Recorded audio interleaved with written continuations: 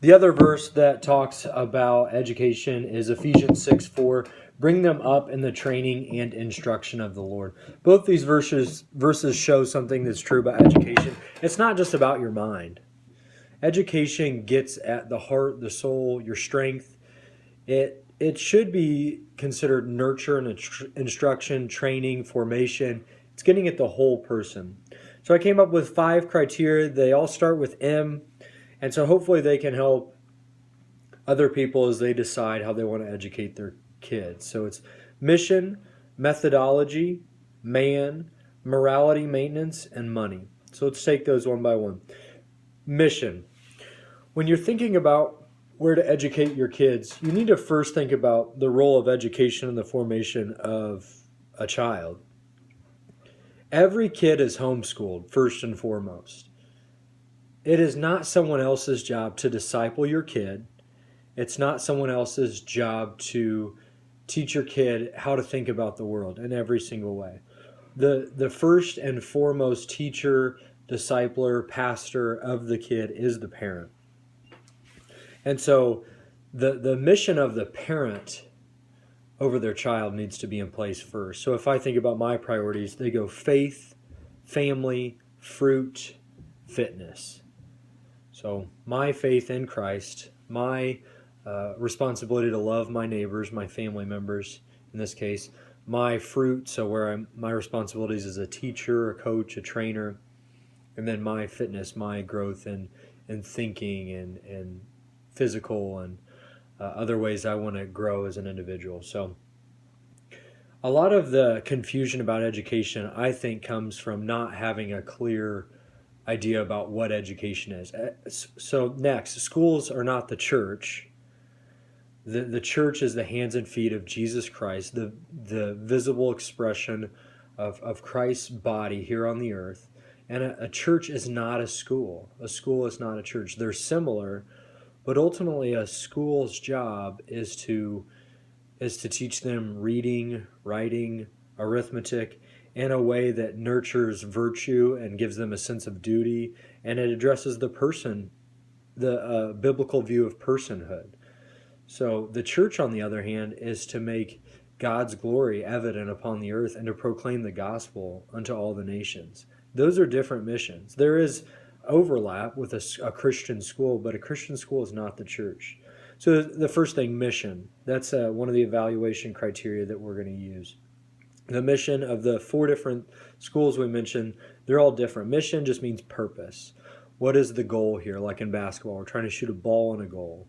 And each of those different types of school options are going to go about pursuing their goals in different ways.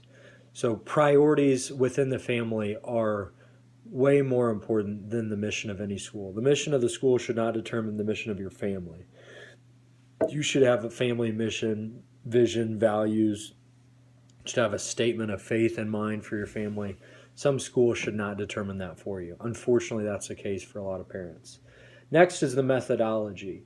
So what educational curriculum is being used? What programming is available for athletics, arts, technical training? Could you become a dentist during the day at the local high school? Do they offer a technical academy like that?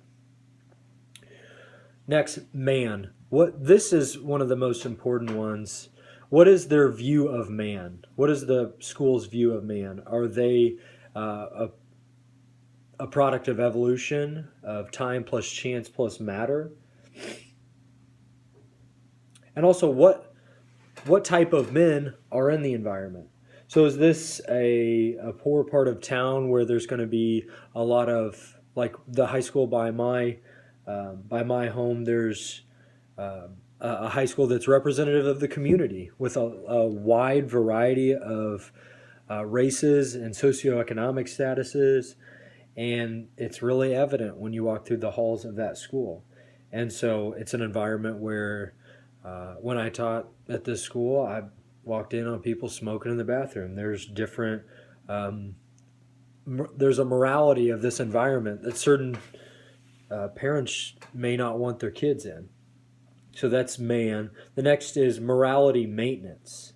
What I mean here is discipline. How do the deans and principals of the school administer discipline, correction, and the cultivation of a sense of conscience, virtue, and duty.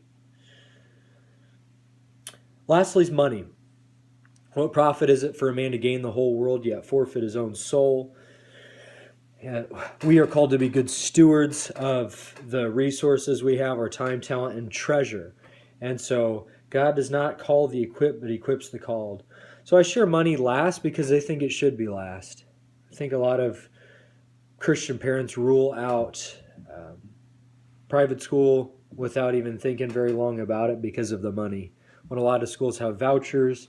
And I think if God's calling you to private education, then you need to be obedient to the call that God has on you. And so he will provide the resources if he wants you to do it. He equips the called, he does not call the equipped.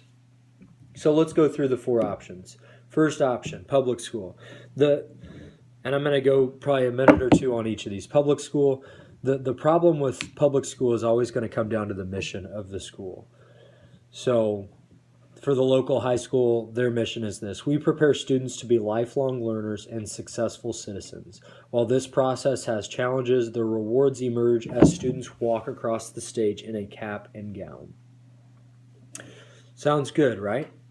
So the mission of the school is aimed at getting people ready for the next stage of life.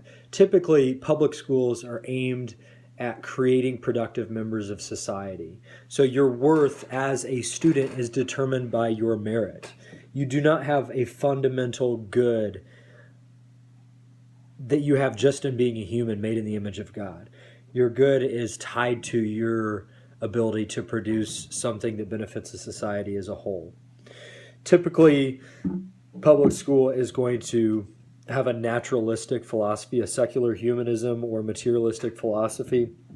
And that could be, it depends on each school as well. So I've taught at a public school where almost every leader was a gospel